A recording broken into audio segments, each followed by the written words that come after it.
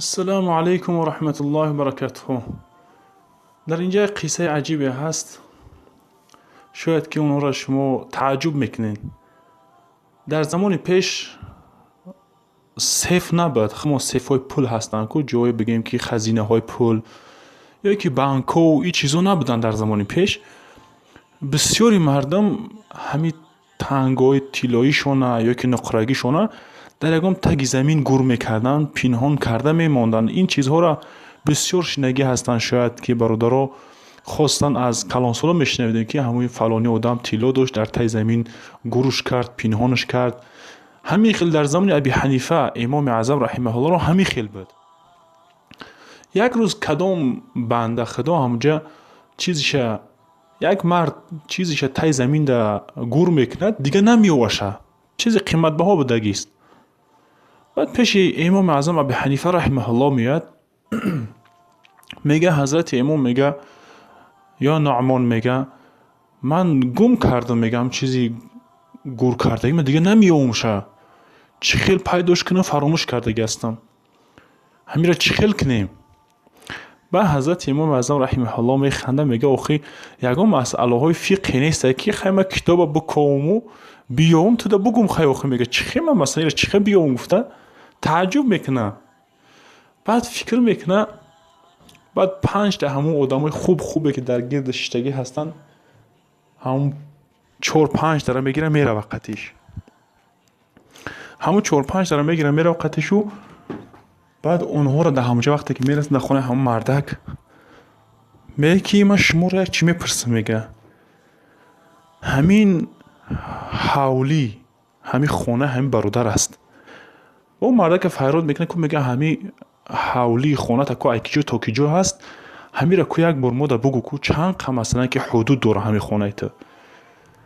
بعد میگه که خیلی، میگه اینی می لوی دیواری فلانی تور لوی دیواری فلانی را از این حدود تا این حدود خیلی زمینی ما هست، در اینجا خانه هم هست. آخی میگه حضرت امام ابو حنیفه رحمه الله 5 تا آدم خوب بردگی از قد شوخی حضرت امام.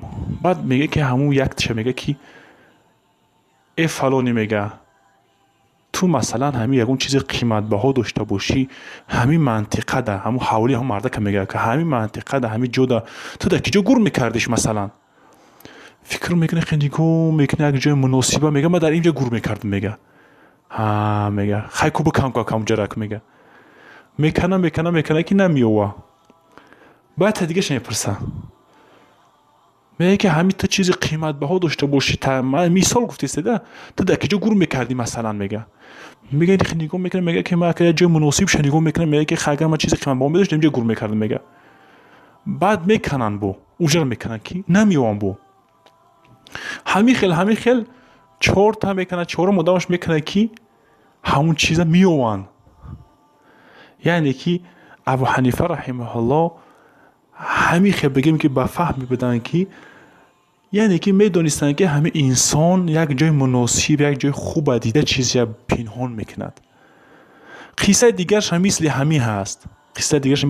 که یک مرد میگه چیزیش گور میکند، در تگ زمین بجا میکند، فراموش میکند. دیگه پیش حضرت امام میاد، بسیار زورا میکنه که میگه من آخه نمیدونم که جو موندگی هستم.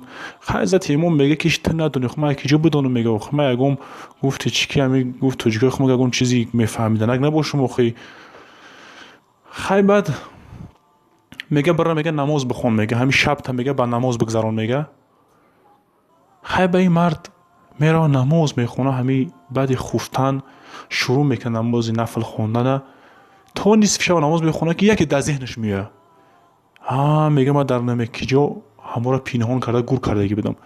میره میکنه که میوشه. بعد پگه حضرت امام میبینه، میگه که خیلی، میگه تو نصف شب نماز خوندم. میگه یافت میشه. میگه تا آخر شب نخوندم. میگه شیطان نگذاشت که میگه که همون شب پره بسازی، در حال با هم چیزی که از ذهن برده بود با گذاشته جاش که تو اینکه تا چکنی همه را دوام نتی نماز خونیته. آیت قرآن است. وقتی حضرت موسی قطعی همون بچه جوانی که رفته است بود، وقتی که در یک جا چای خوردن، دیگه هم ماهیشون گم کردن. حضرت خضر کوفتنی رفته بودن، ماهیشون گم کرد و بچه این قرفتن که به حضرت موسی گفت که هم ماهی که جا شدی، گفت که آیت قرآن سوره کهف ده با بچه میگه من فراموش کردم، میگه او را میگه و من انسان میگه من فراموش نکردم، میگه چی؟ مگر شیطان مرا فراموش کنون میگه. یعنی که فراموشی از جانب شیطان از غالبا. به همین خاطر حضرت امام ابو حنیفه رحمه الله امر کرد که او مردکی تو برا گفت نماز بخون، شب نماز بخون ان شاء الله پیداش میکنی. گفت تا نصف شب خواند و پیداش کرد. تصور کن از این قصه چی استفاده میکنن. بعضیا میگه که اوه قصه چی من داشته باشد، شاید که همین یک افسانه ور میشنون در حیرت میزنن. برادرها از این قصه استفاده خوب میکنه انسان. یکم که هست حضرت امام ابو حنیفه رحمه الله، چخیلی که حضرت عبدالله مبارک و غیره ها میگن کی و غیره از مثلا سیرتی اگر همین حضرت امام بخونی، اگر میگه عقلی همین را اگر در یک ترازو بمانی و عقل تمام انسان های زمانش در یک ترازو بمانی، عقل حضرت امام ابو حنیفه رحمه الله غالب میشید و از این میپرمد. یعنی که بسیار عقل فهمشون خوب بود. بعد دیم استفادهش همین است که مثلا تصور کن که یک چیزی گمشیدگی را با عقل فهم چند کس فکر میکنه که انیق فکر یک کس خطی تغری میگیره خو یک هست با فکر همون یفتش. سیمش این است که او وقتی اون مرد که برای نماز بخون تو پیداش میکنی، حضرت امام ابو حنیفه رو میدونست که فراموشی از جانب شیطان است. وقتی که تو با ذکر و با عبادت که مشغول شدی، هر آینه شیطان است میگریزد و اون هوش و گوشت به جوش میاد. یکی از امو حضرت شیخ سعدی شیرازی است والله اعلم اگر خطا نکنم، میگه وقتی که هر جایی که کتاب های قینه نمیفهمیدم، هر درس های وزوینه که نمیفهمیدم، میگه 100 بار 200 بار استغفرالله میکردم. وقتی که استغفرالله میکردم میگه همون بود در ذهن میاد. میگه یعنی که استغفار علما میگوید که استغفار و توبه و نماز و مدام مثلا که به سوال متوجه شدن، این خودش یک ذهن هوی کردن است و یک رزق زیاد کردن است و به الله نزدیک شدن است. السلام علیکم و رحمت الله و برکاته.